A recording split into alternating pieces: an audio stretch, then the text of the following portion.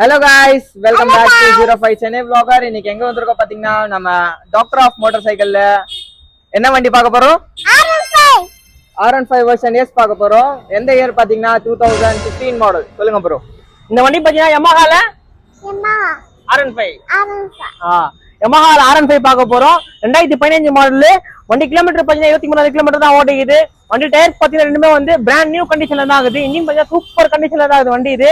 இந்த வண்டிக்கு மொத்த விலையை பாத்தீங்கன்னா வெறும் 33,000 தான் கோட் பண்றோம். நேர்ல வாங்க, நெகோசியபிள் பண்ணி தர வண்டியை வந்து வாங்கிட்டு போயினேருங்க புருன்னு.